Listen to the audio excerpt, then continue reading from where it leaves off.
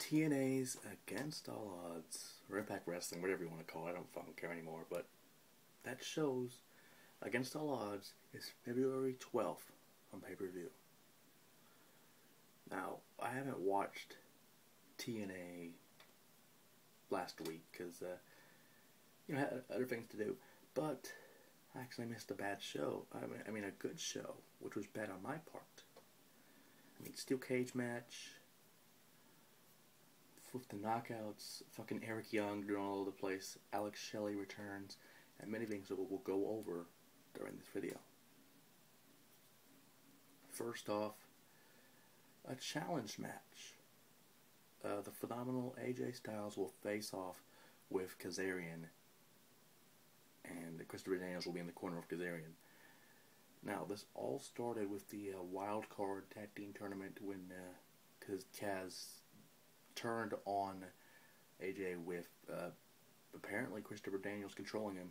Over the past few weeks, we've known that Christopher Daniels is controlling Kaz for some reason that we don't know why. And it really intrigues me. It really does. That Daniels is the mastermind, which he should be, of all of this. Maybe it's subbing over Tracy Brooks. Maybe it's something we don't know, which I don't know.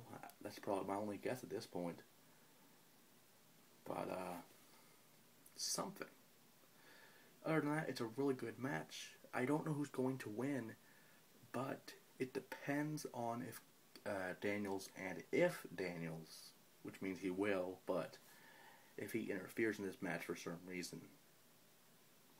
And the tag titles on the line, Morgan and Crimson against Joe and Magnus. Now this team also came from the wildcard tag tournament.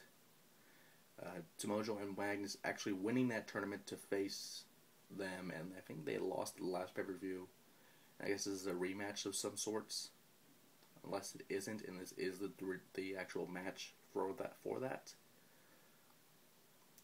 And if it is, I honestly think Crimson will get his first loss. I hate the guy. I really do. He's like a generic Goldberg. He has potential. I like the guy, but I hate him. I really hate him. Goldberg was something totally different. This dude came out of nowhere. I think he's one of an indie guy. I'm not sure which one off the top of my head, but I just don't like the guy.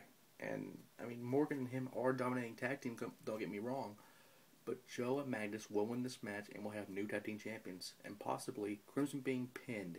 If not, Morgan will be pinned, so technically Crimson's streak will still be intact, which no one cares about.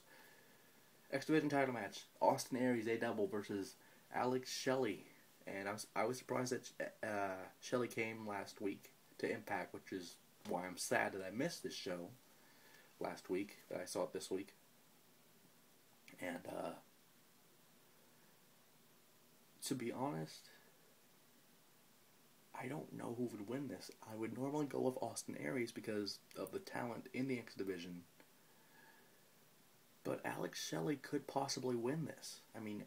Aries had the belt for a number of months.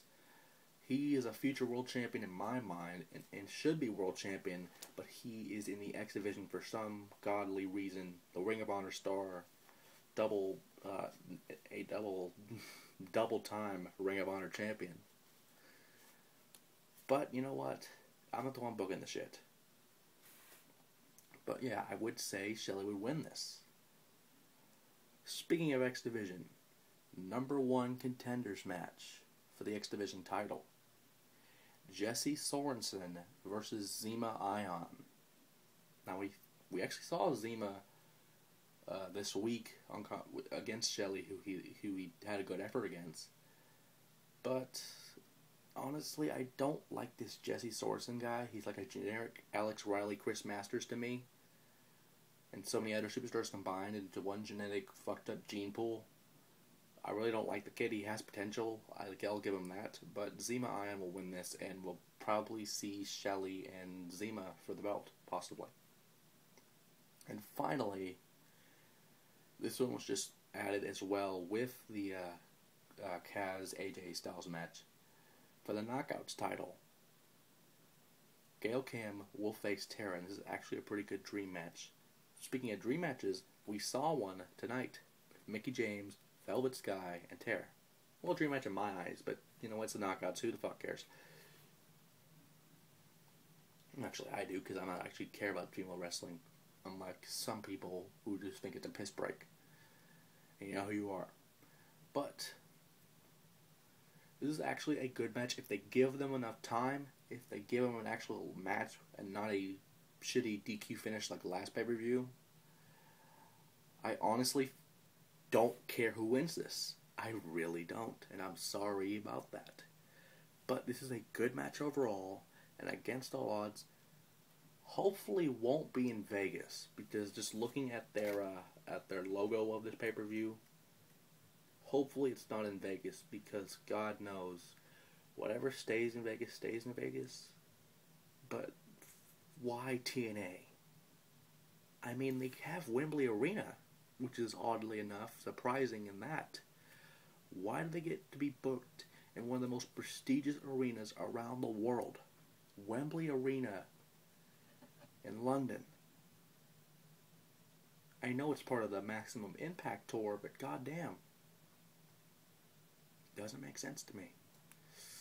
Maybe they're turning things around, but against all odds, it'll be February the 12th, hopefully not in Vegas.